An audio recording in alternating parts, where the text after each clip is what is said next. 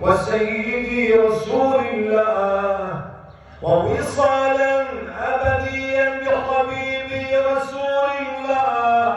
يا رب حقق ذلك إكراما لسيدي رسول الله. اللهم يا كريم يا رحيم، اللهم فرحنا كما فرحت زكريا بيحيى، وأخرجنا من خلق الضيق كما أخرجت يونس من بطن الحوت، والهمنا الصبر على مصائب الدنيا كما ألهمت أيوب النبي الصبر على المصائب، واشق لنا طريقا للأمان كما شققت البحر لموسى، ونجنا من ظلم عبادك كما نجيت عيسى من الصلب، واجعل النار الدنيا والآخرة بردا وسلاما علينا كما جعلتها على إبراهيم بردا وسلاما، وأخرجنا من الظلمات وأسر بنا إلى النور كما أسريت بحبيبك محمد صلى الله تعالى عليه وسلم، وأخرج بنا إلى غاية رضاك يا كريم يا رحيم. اللهم يا مسبب الأسباب ويا فاتح الأبواب ويا سامع الأصوات ويا مجيب الدعوات، اللهم ارحمنا إذا يئس منا الطبيب وبكى علينا الخبيب، وتخلى عنا القريب والبعيد، وارتفع عنا الشيج والنقيب. اللهم ارحمنا إذا حملنا على الأعناق إلى ربك يومئذ المساق.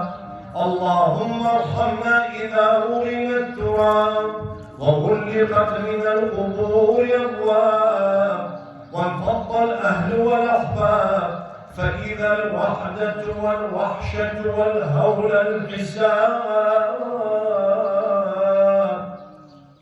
اللهم ارحمنا إذا أهملنا فلم يزرنا زائر ولم يذكرنا ذاكر، فما لنا من قوة ولا ناصر ولا أمل إلا به.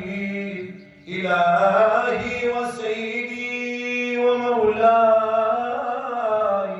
ها نحن على رحاب أن نودع شهر رمضان، ولا يسعنا إلا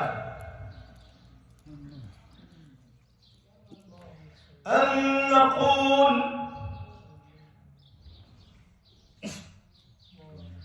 الوداع الوداع يا شهر رمضان.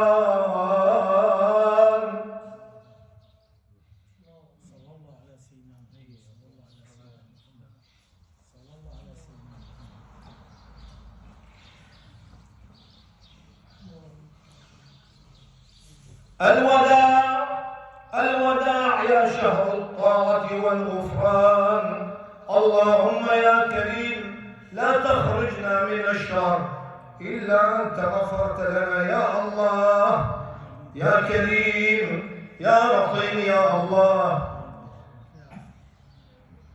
قال رسول الله صلى الله تعالى عليه وسلم: اهدوا لموتاكم. فقلنا يا رسول الله وما هدية الأموات؟ قال الصدقة والدعاء. اللهم اغفر وارحم لأمة محمد صلى الله تعالى عليه وسلم. اللهم انقل أموات المسلمين من مواطن الدود وضيق اللحود إلى جنات الخلود. اللهم اجعل قبورهم روضة من رياض الجنة، واحشرهم تحت راية لا إله إلا الله محمد رسول الله. اللهم انزل على قبورهم الضياء والنور والفسحة والسرور.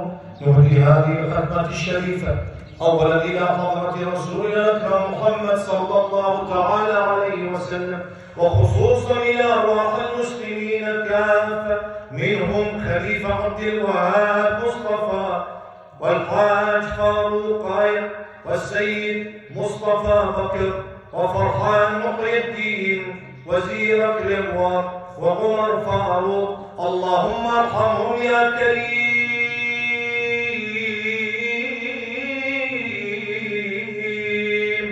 اللهم أكرم نزلهم وآنس وحشتهم يا كريم، بحق محمد وآل محمد، وبحق سر سورة الفاتحة.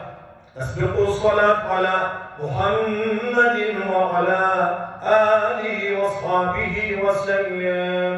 اللهم صل على